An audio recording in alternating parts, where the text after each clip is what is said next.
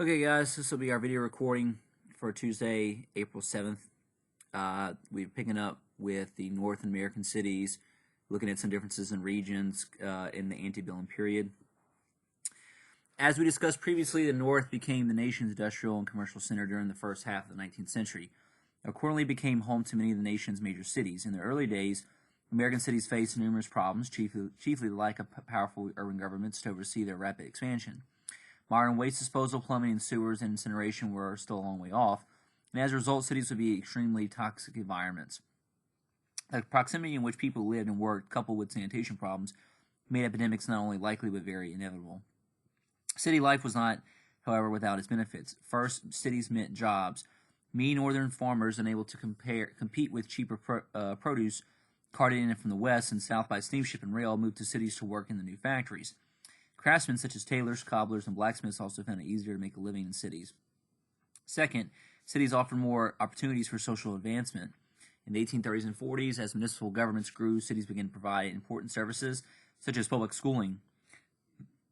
Labor unions began to form, although it would be many decades until they would come close to matching the power of business management. These unions still fought to bring about improvements in the lives of working people, even though they had quite limited success. Middle and upper-class Americans in cities formed clubs and associations through which they could exert more influence on government and society. Finally, cities provided a more wide variety of leisure time options, such as theater and sports. Still, as in the South, there was a great disparity in the distribution of wealth in northern cities. An elite few controlled most of the personal wealth and led lives of powerful and comfort. Beneath them were the middle class, made up of tradesmen, brokers, and other professionals. They worked to reach a plateau at which women and their families could devote themselves to homemaking instead of wage earning. Many middle-class women in their teens and early 20s worked as sales clerks, teachers, and such before settling down to marriage. As wage-earning labor was more often performed away from home, in factories and in offices, the notion that developed that men should work while women kept house and raised children. That notion, known as the cult of domesticity, was supported by popular magazines and novels that glorified home life. The middle class also constituted much of the market for luxury goods, such as housewares and fine furniture. Members of the middle class often rose from the working class, and working class families, men often worked in factories or at low-paying crafts. Women often worked at home, taking and sewing. Others worked as domestic servants, and most worked throughout their lives, such as families lived just above the poverty level, and any calamity, loss of a job, injury, sickness, or death in the family, could plunge them irrevocably into debt. Those in poverty were most often recent immigrants. Their numbers swelled in the 1840s and 50s when the great immigration waves from Ireland, from the north, who went in cities in the north, and in Germany, who went to the west, reached the United States. These immigration waves met with hostility, especially from working classes who feared competition for low-paying jobs. The Irish, in particular, were subject to widespread bias, directed in part to their Catholicism, and because their education level was generally lower than that of the Germans. Occasionally, tensions would boil over, and American cities were frequently the sites of riots. In the 1830s and 40s, religious, ethnic, and/or class strife could escalate to violence and even result in fatalities. Such disturbances were largely responsible for the formation of municipal police departments, which replaced privately run security companies in enforcing the police. The South and rural life. There were few major urban centers in the South. The majority of the Southerners lived instead in rural areas and near isolation. In 1860, the population density of Georgia was 18 people per square mile. Family was not surprisingly played a dominant role in social life. After family came the church, and after the church, little else. There simply were not enough people around to support organized cultural and leisure events. With almost no major cities, the South also had few centers of commerce, while the North developed extensive networks of canals, railways, and highways. The South's infrastructure remained fairly limited. The majority of the city of the South, New Orleans, the major city of the South, New Orleans, relied almost completely on waterways for its trade routes, and therefore grew much more slowly than northern cities such as New York and Boston. Consequently, the South did not develop a strong market economy, as in the North. Many more Southerners made and grew most of their necessities for survival. The wealthiest Southern cities formed an aristocracy of plantation owners. As in the North, the wealthy made up a small minority, But in the South, this group dominated the Southern society politically, socially, and economically. Less than 1% of the population owned more than 100 slaves. In fact, more than 3/4 of white Southerners owned no slaves. Of the rest, half owned 5 or fewer percent. Only 10% of actual slaveholders, fewer than about 2% of the white population, held 20 or more slaves.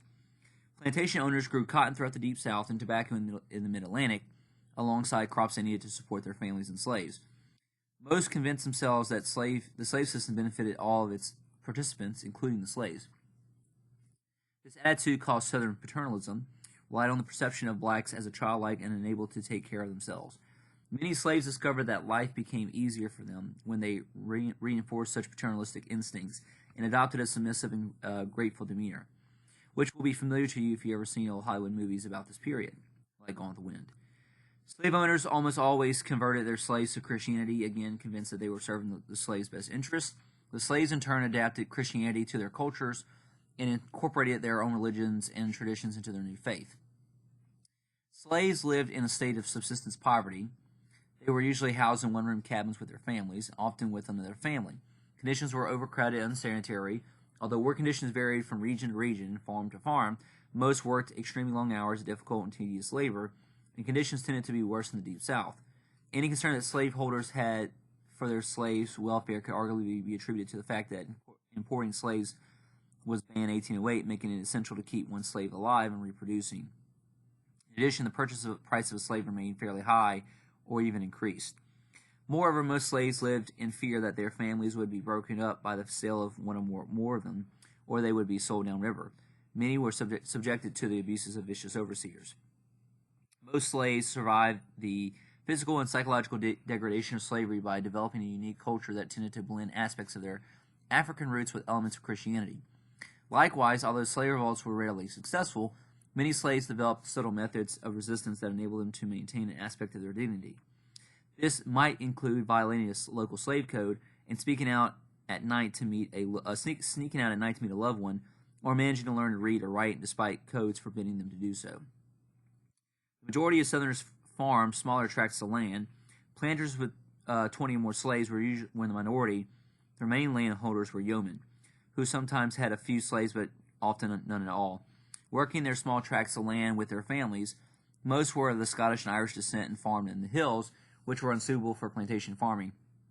They grew subsistence crops, raised livestock, and sometimes produced a few cash crops, though limited access to northern markets hindered profits.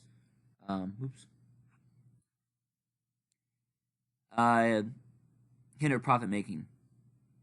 Less fortunate were landless whites who either farmed as tenants or hired themselves out as manual laborers. Elevation from the social stratum to the level of yeomen proved very difficult. The South was also home to more than 250,000 free blacks, the descendants of slaves freed by their own owners or freed from having fought in the Revolutionary War. Black codes prevented them from owning guns, drinking liquor, and assembling in groups of more than 3, except in church.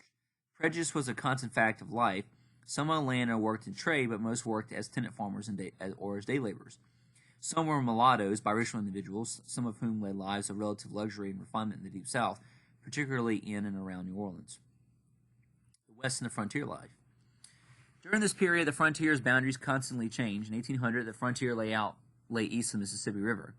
By 1820, nearly all of this eastern territory had attained statehood, and the frontier region consisted of much of the Louisiana Purchase. Settlers also moved to Texas and then to part of Mexico. In the late 1820s and 30s, in the early 1840s, the frontier had expanded to include the Pacific Northwest.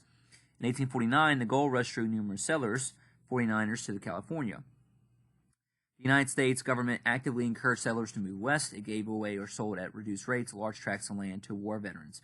The government also loaned money at reduced rates to civilians, so they too could move west.